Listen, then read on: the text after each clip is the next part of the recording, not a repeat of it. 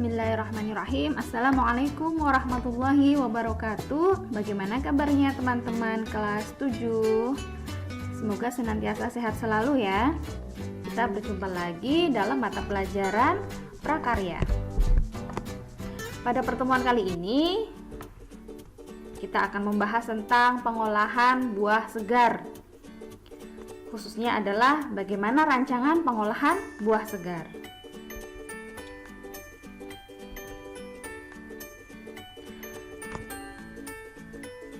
Negara Indonesia memiliki komoditas buah segar yang cukup banyak ya teman-teman, dengan beraneka macam rasa, bentuk, warna, dan tekstur. Selanjutnya kita akan mengenal berbagai macam jenis buah segar. Yang pertama, teman-teman bisa melihat ini buah apa ya? Ya, ini adalah buah durian. Cirinya sudah kita ketahui bersama, kulitnya keras, berlekuk tajam, menyerupai duri. Ada sebutan populernya loh untuk jenis buah durian ini, yaitu King of Fruit atau raja dari segala buah. Namun sebagian orang ada juga yang tidak menyukai aromanya. Selanjutnya, ini buah apa ya teman-teman? Ya, adalah buah alpukat. Buah alpukat cirinya daging buahnya berwarna hijau muda yang dekat kulit ya. Kemudian untuk bagian dalamnya biasanya berwarna kuning muda dan bertekstur lembut. Kemudian yang ketiga, buah naga. Ya. Buah naga ini bentuk tanamannya atau bentuk pohonnya ini memiliki ciri seperti tanaman kaktus ya. Mungkin teman-teman pernah melihat juga. Untuk jenis buah naga ini bisa diolah menjadi jus atau bisa menjadi salad gitu ya, atau bisa menjadi topping aneka makanan dan lain sebagainya. Selanjutnya buah nangka ya. Buah nangka ini memiliki aroma yang khas ya. Teman-teman atau pernah melakukan pengolahan jenis buah ini mungkin ya, bisa dibuat untuk topping makanan, kemudian dimakan langsung gitu ya. Kemudian untuk bijinya ini namanya beton, bisa direbus atau dibakar gitu ya. Kemudian selanjutnya adalah buah apa? Ada yang pernah melihat? Ini namanya buah ceremai ya. Buah ceremai ciri khasnya adalah dia memiliki rasa yang sangat asam ya. Kemudian selanjutnya buah apa ya teman-teman? Ya, ini adalah buah delima. Buah delima ini biasanya ditanam di kebun-kebun ya. Ada beberapa jenis dari delima ini, ada delima putih, ada delima merah, dan ada delima ungu gitu ya. Biasanya pemanfaatan atau pengolahan buah delima ini dipakai untuk minuman gitu ya. Dan sebaiknya ketika dibuat untuk minuman, itu bijinya disertakan gitu ya. Kenapa? Karena di dalam bijinya banyak terkandung senyawa polifenol. Selanjutnya adalah buah jamblang. Ini buah jamblang ya. Buah jamblang atau teman-teman mungkin pernah mendengar nama duet ya. Ya, buah jamblang atau disebut juga dengan duet ya. Selanjutnya ini adalah buah apa?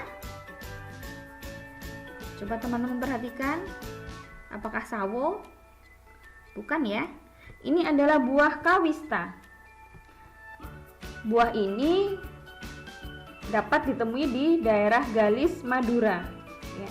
Pemanfaatan buah ini bisa dijadikan untuk campuran bumbu rujak atau dibuat sirup.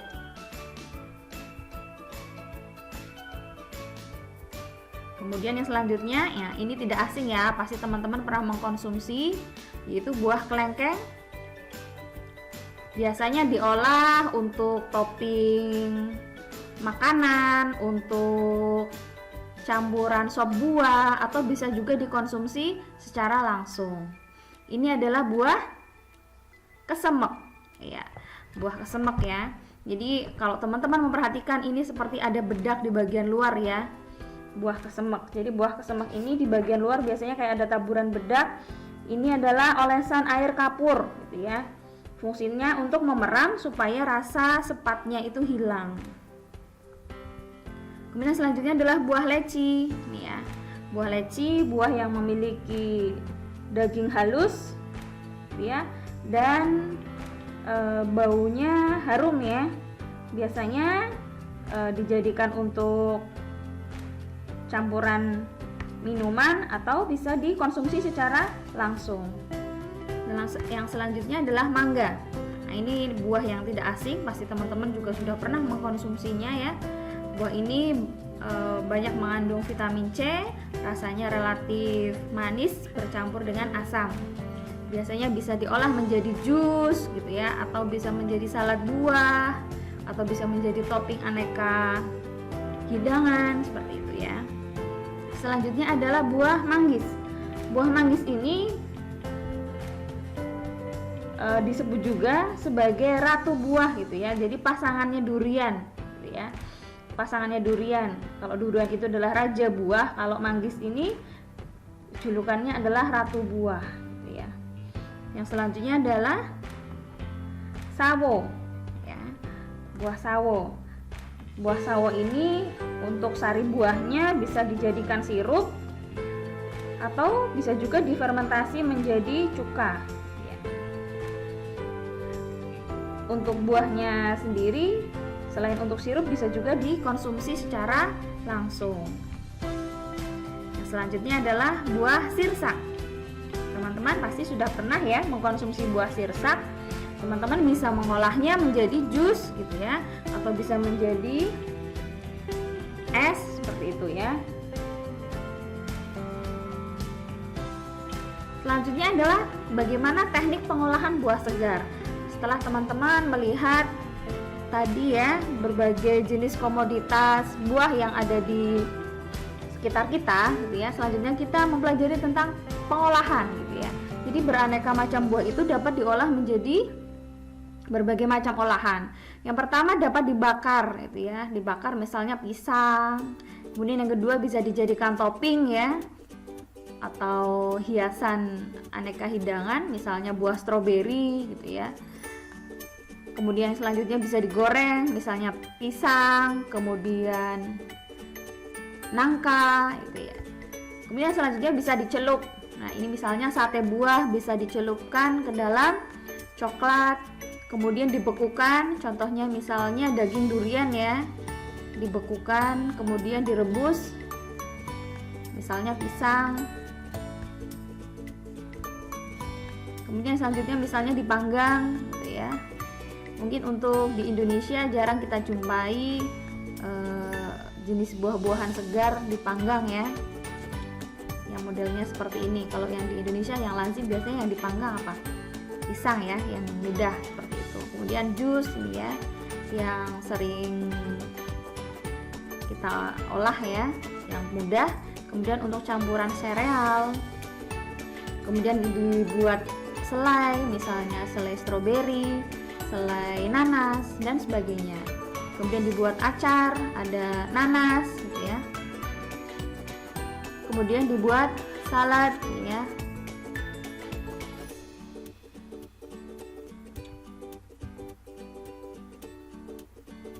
Nah, tentunya dari berbagai jenis olahan buah segar yang tadi Ustazah sudah jelaskan, kita pastinya sebelum membuat itu ada rancangan ya. Ada rancangan atau rencana pengolahan buah segar menjadi makanan. Jadi hasil olahan makanan dari buah yang gampang kita temukan gitu ya, atau yang pernah dilakukan di rumah, atau mungkin teman-teman pernah mengkonsumsinya juga gitu ya. Itu misalnya puding, dodol, selai, salad, keripik buah dan lain-lain. Nah, tentu dalam pengolahannya perlu melakukan rancangan ya. Kita membuat jus buah, misalnya jus stroberi, itu kan tentu memerlukan rancangan ya, mulai dari tahap persiapan misalnya, kemudian pembuatan, penyajian, dan pengemasan itu. Begitu juga ketika proses pembuatan misalnya puding. Tentu dalam proses pembuatan puding kita harus melakukan persiapan gitu ya. Misalnya dari persiapan alat, bahan, kemudian proses pembuatannya, tahap-tahapannya, kemudian penyajiannya bagaimana, dan pengemasan gitu ya. Ini contoh rancangan pembuatan kurma salak ya. Ini salah satu olahan dari buah salak. Yang pertama, tahap persiapan, mempersiapkan alat antara lain pisau, panci, loyang, dan oven. Kemudian persiapan bahan, buah salak itu sendiri, gula jawa, ada gula pasir gitu ya, garam. Kemudian untuk tahap pembuatan, mengupas dan mencuci salak, merendam buah salak, memotong daging salak, kemudian memasak gula, kemudian memasukkan daging salak, mencetak adonan hingga menjemur dan mengoven. Kemudian yang selanjutnya adalah penyajian atau pengemasan.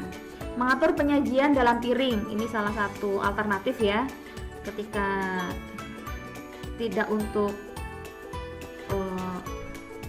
dipasarkan seperti itu.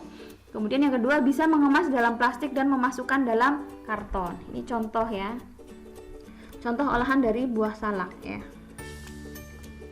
Nah, ini ketika contoh penyajian pertama misalnya mengatur penyajian dalam piring. Kemudian yang selanjutnya yang kedua ini adalah mengemas dalam plastik dan memasukkan ke dalam karton. Ini ketika akan dipasarkan ya, atau dijual belikan. Alhamdulillah untuk materi kali ini sudah selesai ya teman-teman. Silahkan teman-teman membuka lembar kegiatan portofolio prakarya. Silahkan teman-teman ikuti instruksinya untuk memilih salah satu jenis buah yang akan teman-teman praktekkan, jenis olahannya apa gitu ya, kemudian tahap persiapannya seperti apa. Silahkan teman-teman isi di lembar kegiatan portofolio ya, tidak perlu dokumentasi seperti itu. Selamat mengerjakan teman-teman, semoga dimudahkan. Assalamualaikum warahmatullahi wabarakatuh.